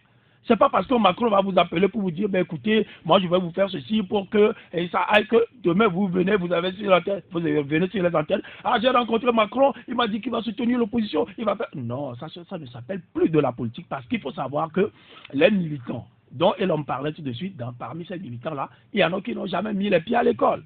Il y en a qui ont leur agrégation. Il y en a qui sont des soudeurs, qui sont des ouvriers. Il y en a qui sont des élèves, des étudiants. C'est des gens de différents niveaux de compréhension. Et quand vous êtes leader, vous devez pouvoir justement lead les autres. Leader, ça veut dire diriger les autres. Et non, vous rabaisser au même niveau et parler le langage du populisme. Ce n'est pas possible. Moi, je crois que la politique... Maintenant, quand il y a de l'argent qui a été donc manipulé, et que beaucoup en parlent aujourd'hui, vous savez, l'opposition a toujours reproché au pouvoir de voler de l'argent. Bon, voilà, entre guillemets, bien entendu. Alors, quand on dit, eh bien, de l'extérieur, on donne de l'argent à l'opposition, et l'opposition communique là-dessus en disant que oui, cet argent a servi, eh bien, à organiser les manifestations. Est-ce qu'on n'est pas aussi en droit de se poser la question liée donc à la probité morale? Vous voulez croire qu'on en parle, d'accord? Mais est-ce qu'on peut dire au moins que l'opposition est aussi corrompue que la minorité qui est au pouvoir, Gérard? En une minute, je donne la parole aux autres. Quand on reçoit un cadeau, est-ce qu'on est corrompu? Moi, je prends le mot corruption. Quand on reçoit un cadeau, est-ce qu'on est corrompu? Voilà la question que je vous retourne. Très bien. Jacques Lacouti. Je crois que c'est un débat quand même un peu triste. Vous savez, moi, je n'ai jamais vu un leader, un président dans ce monde qui ne reçoit pas les cadeaux, qui ne reçoit pas d'argent d'un autre président. Ça se fait lors des campagnes. On a suivi un peu la campagne en République démocratique du Congo. Comment certains ont eu l'argent. Mais vous savez, ailleurs, c'est presque institutionnalisé. Aux États-Unis, par exemple, où des gens financent des candidats. Et c'est officiel. Ça apparaît dans les rapports. Dis-toi à moi, Eric, même si ce n'est pas officiel, voilà le problème. Que quelqu'un aille par exemple chez Ouattara et que Ouattara donne par exemple 30 millions, ou qu'on aille chez Alpha Condé, qu'Alpha Condé donne 10 millions, et qu'on vienne maintenant déballer ça sur les médias, ça n'a pas de sens. Moi, je crois que c'est la pauvreté qui fait tout ça. Ah oui. Non, mais c'est la pauvreté. Parce que 30 millions, c'est rien. C'est quoi 30 millions. C'est à peine le prix d'une voiture neuve. Hein. 30 millions. Oui. C'est à peine le prix d'une voiture modeste neuve. Quand vous allez à Sikato, vous voyez des voitures à 25 millions, tout ça. De petites voitures. Pourquoi les gens font tant de... C'est quand même triste qu'on assiste à ce que nous sommes en train de... Vous voyez, le degré de pauvreté dans ce pays. C'est ça la tristesse.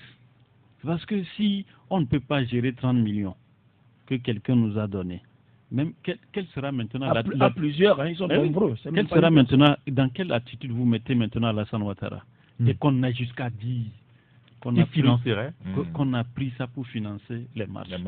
Vous voyez, quand même, c'est triste. Hein? Je crois qu'il est important que les gens essaient de revoir leur communication parce que ce n'est pas tout qu'on dit. Vous savez, on ne dit pas tout.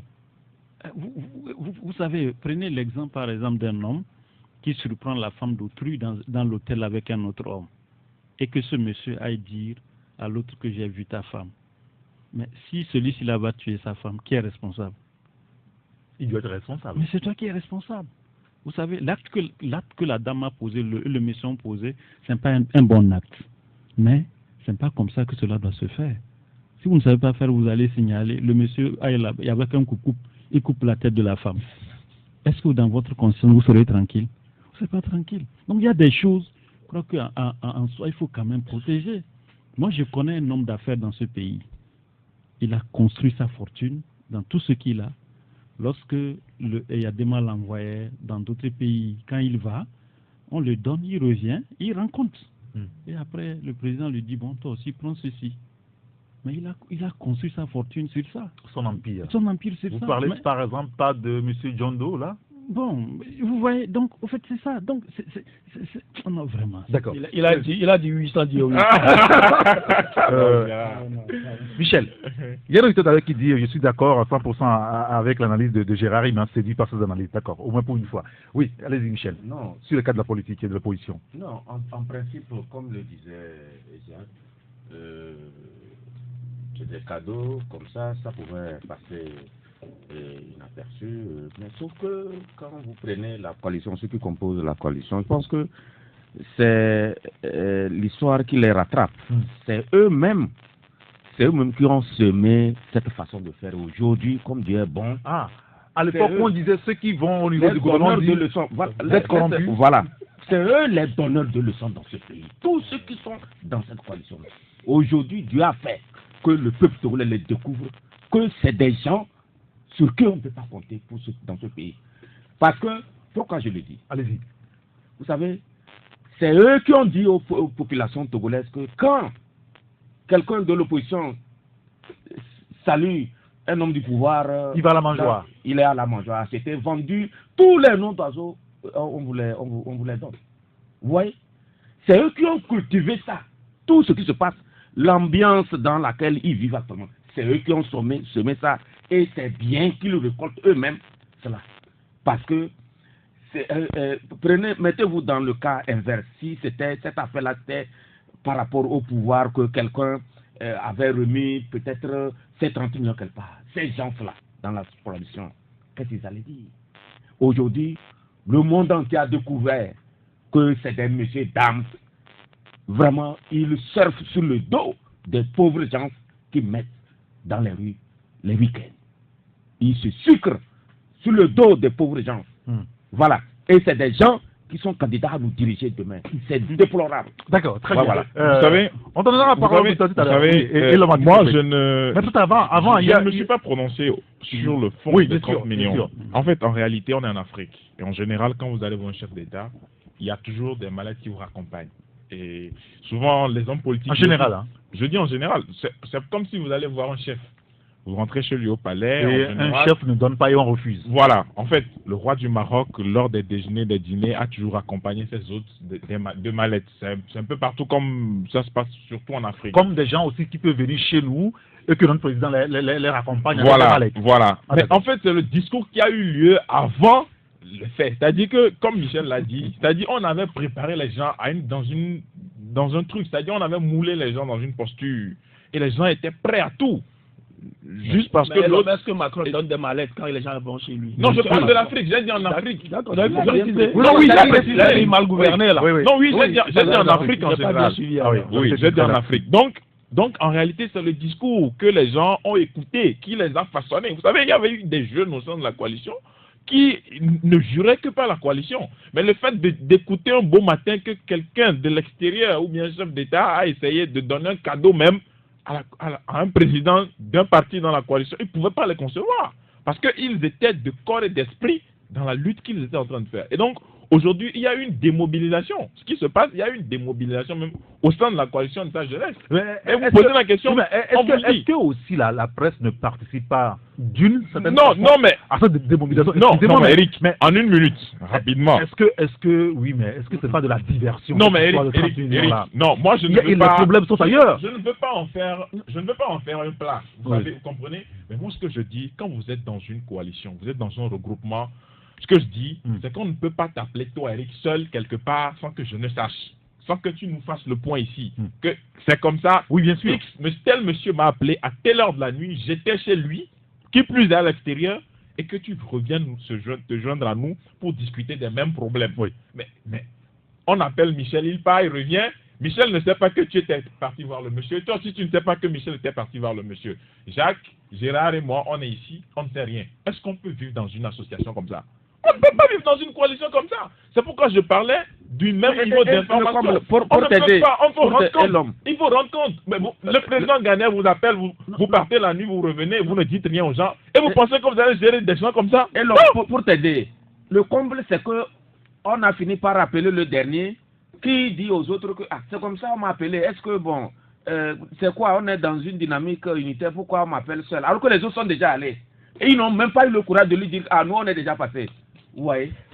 Alors oui, mais aujourd'hui en réalité, est-ce que ce n'est pas de la diversion tout ça là? Non, moi je pense que c'est beaucoup de diversion pour rien. Ça veut dire que quand nous sommes dans une coalition, l'essentiel c'est de rester fidèle aux principes de la coalition. Mais il faut se parler. C'est violé. Il faut se dire la vérité. Oui, mais non, laissons Gérard aller. C'est comme si nous sommes une famille. Nous sommes entre cousins, oncles et tout ça là. Mais c'est pas si un oncle m'indique, c'est pas forcément que je vienne dire en conseil de famille, j'étais chez tel oncle tel jour. Non, si par exemple, laissez-moi terminer. Si par exemple on me donne 10 millions ou bien on me donne 1 million. Moi je parle pas d'argent, moi je parle juste de rendre compte. C'est un exemple que je donne. Oui, allez-y. C'est un exemple qu'on me donne de l'argent, on me donne 1 million et je viens la prochaine fois je dis écoutez, je donne 500 000 à la coalition.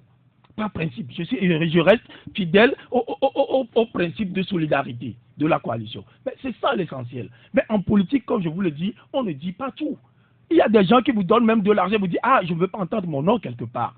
Nous sommes entre hommes de médias. Oui. C'est sûr que vous avez des contacts aussi avec des autorités qui vous disent écoutez, allez acheter une bière, mais je ne veux pas entendre mon nom quelque part. Je ne veux pas que vous dites. Et vous allez dire au nom de la solidarité avec mes lecteurs ou bien mes auditeurs, voilà, on m'a donné 1 million. Et il y a un auditeur qui nous dit, il y a un auditeur qui nous dit l'opposition n'est pas discrète.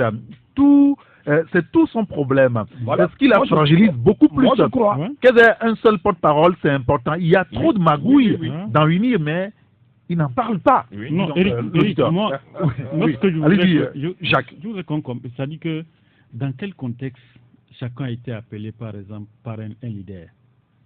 Il faut cerner ça aussi. Dans quel contexte, par exemple, on a appelé Elom, on a appelé, par exemple, Gérard, on a appelé Michel, on t'a appelé, on m'a appelé. Dans quel contexte on nous a appelés? Est-ce qu'on nous a appelés pour aller régler le problème? Voilà. Au fait, c'est aussi ça. Hein? Est-ce que c'est dans ce contexte-là qu'on nous a appelés? Si par exemple, on nous a appelés dans un contexte peut-être de... Parce que vous savez, ça s'est passé en fin d'année. En fait, oui, c'est en fin d'année. Voilà, que ça s'est passé. Vous comprenez? Si c'est dans ce contexte qu'on nous a appelés, bon, venez au fait, prenez ça pour les enfants. Vous comprenez? Bon, comme l'autre l'a dit, moi je serais d'avis, par exemple, parce que le poteau rouge, c'est le fait que certains n'ont pas eu. C'est là que le problème a commencé. Certains n'ont pas eu le magot. Au fait, c'est ça. Mais eux aussi, ils pouvaient quand même. Vous savez, quand nous sommes dans un mouvement d'ensemble, vous comprenez, à un moment donné, vous savez, il y en a qui seront quand même fatigués. Et il faut quand même les soutenir aussi. Mais si les gens sont là, aujourd'hui, par exemple, vous les voyez avec peut-être une petite avancisse. Et demain, vous les voyez dans une 4x4, alors que vous êtes dans un mouvement d'ensemble. Les gens vont commencer par douter. Et justement, il y a un message qui nous dit, au sein de la coalition, on n'a pas dit les cadeaux reçus aux autres membres ou collègues de lutte. Et c'est le doute qui est semé. Justement, qu'est-ce que le donateur a dit en donnant ce cadeau? Peut-être que c'est pour dire, donner à Kokou, Kodjo, ce que moi je vous ai donné. C'est en cela que moi je crois. Il faut encore voir quel message accompagner le magot, comme le dit le président, Jacques Jakouti. Mais voilà quoi. C'est que tu as ton magot à la fin de l'émission avec le président aussi. Alors, malheureusement, j'ai pas beaucoup de magot en général. Oui, pour terminer. Oui, justement, on va donner la parole aux auditeurs. Pour terminer, c'est-à-dire que, vous savez, ce qui se passe, ça montre combien de fois certains ne sont pas matures. Il y a des gens qui reçoivent des choses dans ce pays, mais vous n'allez jamais imaginer, vous n'allez jamais savoir. Ouais. Vous comprenez? Et c'est en ça que je rejoins un peu ce que Michel disait.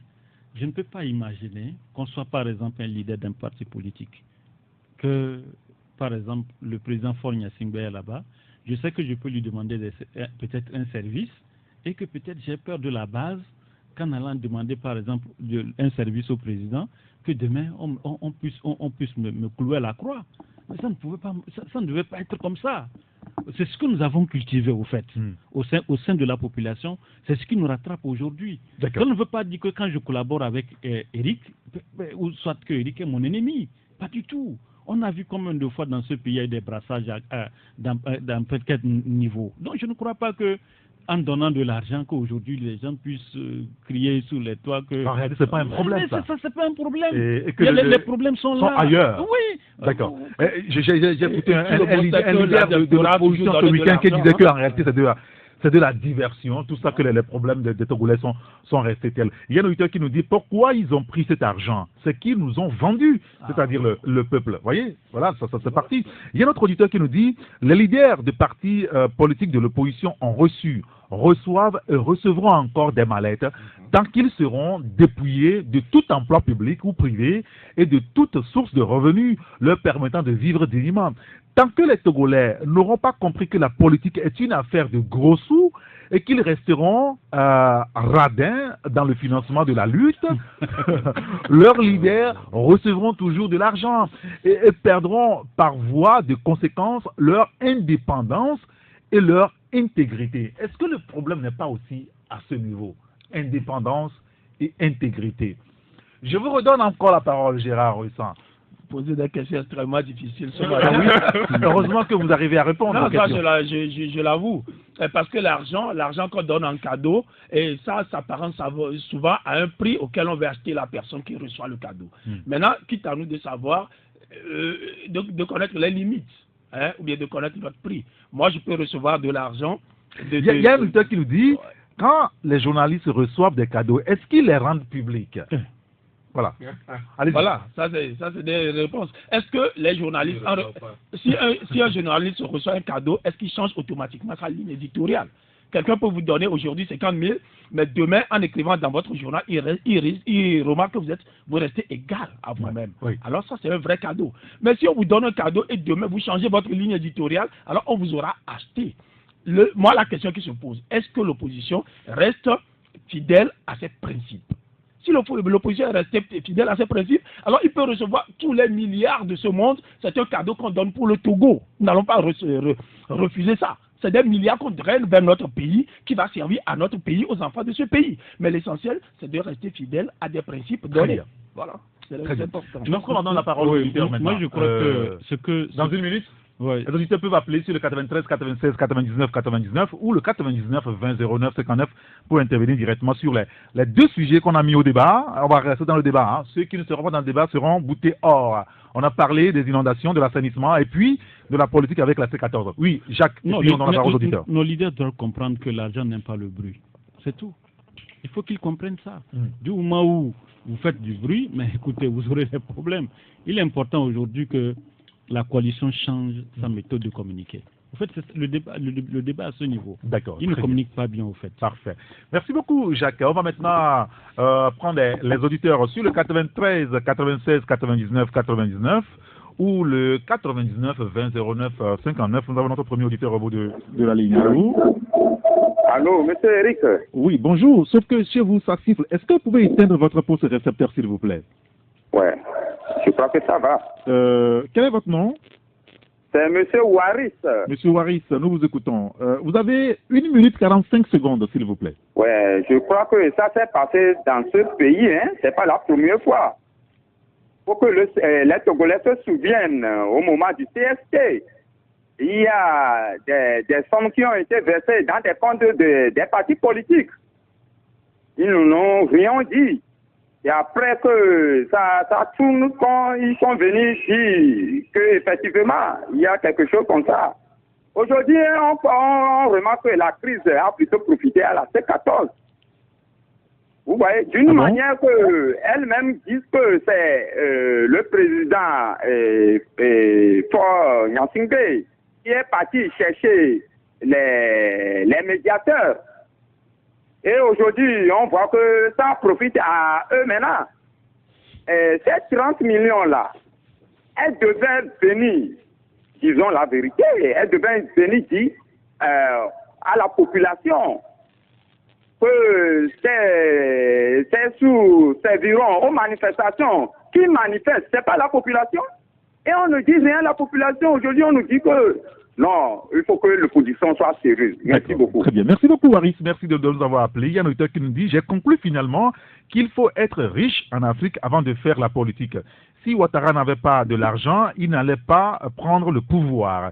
C'est comme notre pays veut jouer avec le Bénin et que le Bénin nous donne des cadeaux pour la préparation, nous dit donc l'auditeur. On va prendre notre auditeur au bout de la ligne. Allô? Oui, allô, bonjour. Bonjour. Oui, c'est M. Kodjo. Monsieur Kodjo, nous vous écoutons.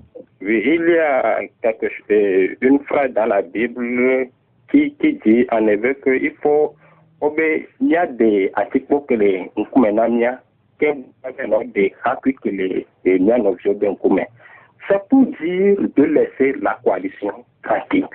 Vous, les journalistes qui êtes là-bas, tout ce que vous recevez de la part de ce régime, Monsieur Kodjo, Monsieur Kodjo, ce n'est pas bien. Est-ce que vous voulez qu'on parle, Monsieur Kodjo? Oui, nous avons posé un débat sur le plateau, les confrères ont analysé. Nous vous donnons la parole pour que vous apportez votre analyse. Il n'y a pas lieu de dire que la presse reçoit des cadeaux et qu'elle ne la communique pas. Ce n'est pas ça le débat, s'il vous plaît. Pourquoi on ne peut pas dire ça? Pourquoi on ne peut pas le dire? Hein? Si vous parlez des autres, il faut accepter qu'on parle de vous aussi. Bon, donc vous allez attendre que nous mettons au débat le sujet lié donc à la presse et vous allez intervenir. Je suis désolé, mais je voulais qu'on pose le débat que nous mettons sur le tapis. Merci beaucoup, Monsieur Kodjo. Merci quand même de nous avoir appelé. C'est très gentil de votre part. Il y a un autre auditeur qui me dit vous donnez actuellement la nette impression de vouloir, à la moindre occasion, de vouloir à tout prix décrédibiliser la C14. Triste, nous dit-il au départ. On aime bien sûr votre émission, mais depuis quelque temps, plus rien n'est instructif. D'accord, merci beaucoup. C'est aussi votre avis sur le sujet. On va prendre un autre auditeur. Allô? Allô? Oui, bonjour. Bonjour, c'est Rigato. Oui, monsieur Georges. Oui. Nous vous écoutons. Vous avez aussi 1 minute 30. Je savais tes confrères aussi. Oui. Monsieur Rigato. Il faut qu'on cesse de faire de la division dans notre pays. Il faut qu'on soit sérieux. Si nous prenons par exemple un député, jusqu'à la fin de la législature, les 5 ans qu'il va passer à l'Assemblée nationale, son salaire, ça fait combien? Je pense que ça dépasse des trentaines de millions. Mais des partis ont, des députés, ils ont sacrifié tout ça là pour ne pas être à l'Assemblée. Aujourd'hui, c'est à cause de 30 millions mais monsieur Eric, c'est un sujet. Il faut cesser des diversions. D'accord. Comme tes confrères, on dit ça, il faut qu'on fasse face à ce qui nous préoccupe réellement. D'accord. Je voudrais m'adresser à monsieur Elom. Monsieur Georges, vous avez encore 20 secondes. Lorsqu'il dit que les gens ont pris des cadeaux, n'ont pas rendu compte, nous sommes dans ce pays, c'est dans ce pays qu'on se rappelle un problème de riz qui nous concernait. Au lieu d'écrire l'article, on nous a dit qu'il a voulu prendre l'argent et il a cessé d'écrire l'article. Je ne pense pas que c'est la même chose. Hein. Et d'ailleurs, vous donnez un exemple qui ne colle pas. Monsieur Georges, merci beaucoup, merci de nous avoir appelés. Vous avez épuisé votre temps. Il y a un auditeur qui nous dit la politique est une affaire de sous. Mais au Togo, nos opposants sont des chômeurs. La plupart ne font rien et le pouvoir fait tout pour les appauvrir. C'est pourquoi, pour une affaire de 30 millions, il y a trop de bruit. Nous dit donc juste. On va prendre aussi un autre auditeur. Allô? Allô? Oui, bonjour. Bonjour, monsieur Eric. Comment allez-vous, cher ami? Je me nomme monsieur Legos. Monsieur Legossou, nous vous écoutons. Je vous demande d'arrêter de parler de 30 millions. Mais pourquoi est-ce que vous voulez qu'on ne parle pas de 30 millions? Vous savez qui est-ce qui a annoncé le débat là?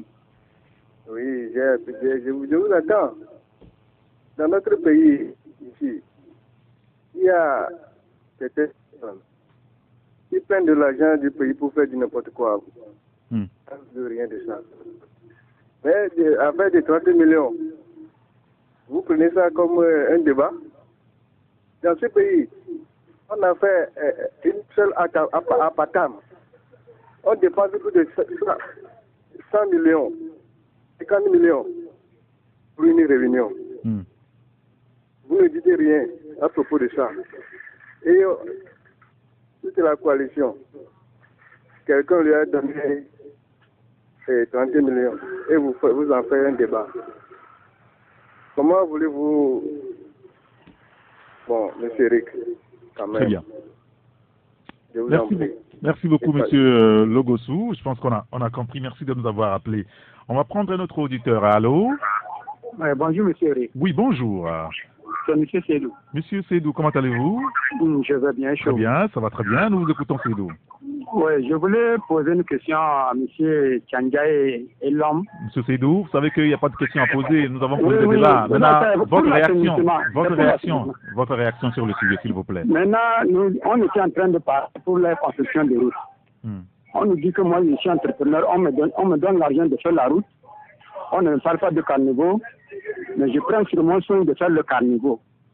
C'est pourquoi j'ai dit je voulais poser une question à M. Changa et l'autre. Si tu prends un maçon, tu lui dis que tu construis une 2 chambres salon sans véranda. Et après, vous venez voir que le maçon a construit une véranda accompagnée sur votre chambre salon. Qu'est-ce que vous allez lui dire? Merci. Oui, allez-y. Ah, bon. Tout Seydou est parti. Alors, on va prendre notre auditeur. Allô? Allô, bonjour, monsieur Eric. Oui, bonjour. C'est monsieur Koulani. Monsieur Koulani? Oui. Nous vous écoutons. Au fait, ce que nous, on reproche à la C14, la gestion de ce qu'on les a donné entre eux, la transparence entre les 14 là. Ce n'est pas de rendre compte à la population, c'est entre vous là. Comment est-ce qu'ils ne sont pas sincères là? Les gens sont rentrés, ils ont pris leur mallette, leur chèque, ils n'ont pas rendu compte aux autres. Sinon, avoir des cadeaux, c'est rien, même du parti au pouvoir, c'est un combat politique. Ce n'est pas encore un problème. Nous, on a été aux élections, on combattait des gens, mais on a eu des cadeaux des uns des autres. Ce n'est pas un problème, c'est le combat d'idées. Ah bon? Vous comprenez? C'est la gestion de ce qu'ils ont eu entre eux. C'est ce qui est sorti au dehors. S'ils avaient dit la vérité aux uns aux autres, il n'y a pas de problème. S'ils ont 30 millions, 20 millions, 100 millions, c'est rien du tout. Même si c'est 1 franc, il faut qu'il y ait une transparence, puisque nous accusons ceux qui nous gèrent, qui ne rendent pas compte. Ils ne sont pas transparents. Vous qui venez pour prendre le pouvoir, si vous n'êtes pas transparent entre vous-même, comment est-ce qu'on peut avoir confiance? Comment est-ce que cette population peut avoir confiance à vous? C'est tout le débat. D'accord. Donc les gens n'ont qu'à comprendre qu'on n'en veut pas pour l'argent, mais c'est la gestion, la transparence entre eux qu'on a bouilli. C'est pourquoi quand on parle de la sincérité, le mot là qui sort de leur bouche, il faut que ça soit sincère. C'est ce qui est important. Merci. Merci de nous avoir appelé, M. Koulani. Il y a un autre auditeur qui nous dit « Je suis désolé, beaucoup de ceux qui appellent s'érigent en militants. Ils n'ont pas eu une idée d'analyste. Courage à vous. » Écoutez, merci beaucoup. On va prendre notre auditeur. Allô? Allô? Oui, allô? Oui. Bonsoir, Eric. Oui. Bonjour, cher ami, comment allez-vous? Oui, je vais bien. Très bien. Vous avez encore, vous aussi, 1 minute 30. Quel est votre nom? Augustin. Augustin, nous vous écoutons. Oui, je voudrais intervenir sur la construction des routes. Oui, allez-y. C'est le débat qui m'importe aussi dans ce que la C14 a eu comme cadeau. Ça ne nous intéresse pas. D'accord. Ça, c'est eux-mêmes. Ils ne sont pas discrets. Normalement, en tant que leader, on doit être discret.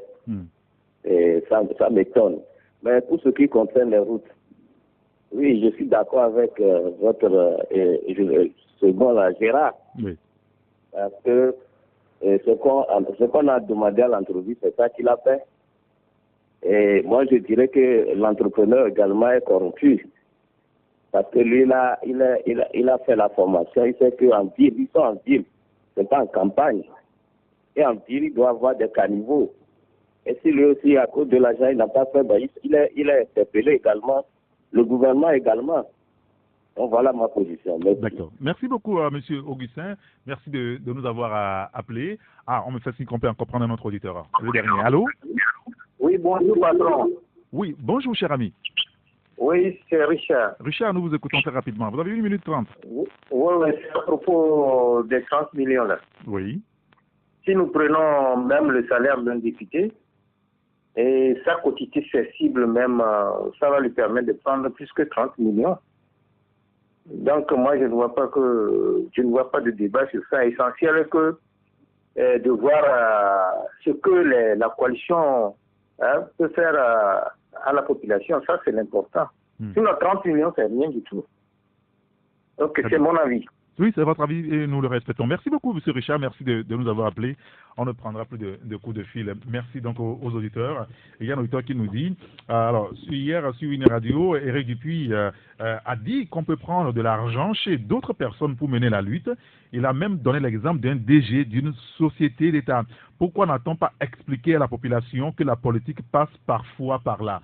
S'interroge donc cet auditeur. Voilà, je pense que le débat est très animé avec les auditeurs sur le sujet. Une dernière réaction très rapide, puis on va rendre l'antenne. Oui, je vais commencer par vous, Michel. Je pense qu'il y a un certain Seydou qui s'adressait à l'homme par rapport, je ne me rappelle pas très bien.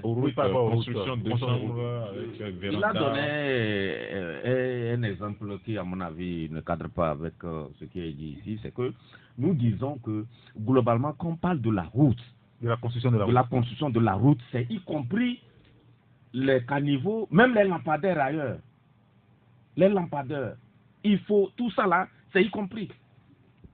C'est comme ça. Mais maintenant, si quelqu'un, on donne un chantier à une entreprise qui n'arrive pas à construire les caniveaux ou choses, je pense que si c'est l'incompétence ou peut-être la corruption qui est passée par là, là il faut que celui qui a confié ce travail-là puisse réagir. C'est de ça que nous parlons. Sinon, on ne peut pas donner quelqu'un une route. Bon, il construit, il vient damer, juste il laisse les caniveaux, et on va dire que ça ne s'appelle pas la route. Non. Merci beaucoup. Gérard, j'ai 1 minute pour vous trois. Non, moi je veux juste revenir sur ceux qui critiquaient les journalistes. Moi je peux leur rassurer que plus de 95% des journalistes sont déjà honnêtes. Ce n'est pas pour défendre ma corporation. Il suffit de voir d'abord le niveau d'instruction des journalistes et voir leur niveau de vie. Beaucoup de journalistes sont sur des motos, qui sont dans une chambre à coucher, qu'il a louée quelque part à 10 000 francs. Comment on veut que le journaliste soit encore plus pauvre avant de reconnaître qu'il ne reçoit pas de l'argent des autres? C'est des gens qui font œuvre d'utilité publique. C'est vrai qu'il y a certains journalistes qui sont en voiture, avoir une voiture de peut-être 800 000, 1 million. Il y a des motos qui coûtent 900 000. Bien sûr. Alors, donc, méfions-nous tout le temps. Voilà, méfions-nous vraiment de cela. Le journaliste se sacrifie encore. Nous sommes encore cette frange de la société-là qui se sacrifie pour une œuvre d'utilité. Merci beaucoup, Gérard Wessan. Jacques Diakouti. Non, je crois que, comme on l'a dit tout à l'heure, le débat par rapport à ces 30 millions dépend de ceux qui ont eu les 30 millions. Et c'est eux qui s'en savent ce qu'ils ont fait. Mais il est important que... D'ailleurs, beaucoup me reprochent d'évoquer ce sujet. Je voulais quand même leur rappeler que... Non, mais il faut c'est pas la presse qui a évoqué le sujet. C'est eux-mêmes. Tout est sorti de la C14. Non, c'est parce qu'ils ne sont pas discrets. C'est pourquoi l'affaire est reversée. C'est Megre qui a dit que les 30 millions ont servi à financer les manifestations. Et c'est pas la presse qui l'a dit. Ils n'ont qu'à s'apprendre à eux-mêmes au lieu d'attaquer les journalistes. Encore une fois, comme je l'ai dit tantôt, 30 millions, c'est pas ça le problème. Moi, j'ai parlé de la transparence qu'il peut y avoir entre des entités données dans un regroupement. Et c'est ce qui s'est passé dans plusieurs regroupements depuis 90, et c'est ce qui s'est passé encore avec la C14. Ou si on ne peut pas se faire mutuellement confiance en disant telle personne qui va voir X ou Y et qu'il ne me dit pas, compte tenu du contexte, je pense quand même qu'il va falloir revoir les choses pour qu'il y ait plus de transparence dans la lutte politique togolaise. Très bien. Il y a un auditeur qui nous disait... On a vu dans ce pays des leaders qui sont allés prendre de l'argent dans les poubelles, mais on n'a rien dit. Ah oui, dans les poubelles? Mais comme les gens ne veulent pas qu'on sache que c'est elle qui a donné, on donne les instructions, on dit on a laissé l'argent. Les gens vont prendre. C'est nouveau ou c'est vieux? Non, mais c'est vieux. Est-ce que vous avez une fois entendu parler de ça? Non, puisque c'est vieux d'ailleurs. Il y a un qui nous dit vers l'église catholique d'Agoué, juste au niveau de la FUSEC samedi, quand il pleuvait autour de 23 heures, un véhicule nouvellement immatriculé BA est entraîné par l'eau et est tombé dans le caniveau de façon latérale. À ce niveau, les caniveaux ne sont même pas couverts. Ah oui, ça c'est extraordinaire comme image. Une belle voiture Honda en plus. Messieurs, merci beaucoup. Michel Tchadja, Gérard Wessan, Jacques Diakouti et l'homme artiste. Merci à Jack Prosper qui assure la coordination technique. Appelez-moi Saint Rigator. À demain. Merci d'avoir regardé la vidéo. Abonne-toi et partage la vidéo sur les réseaux sociaux, Facebook et WhatsApp.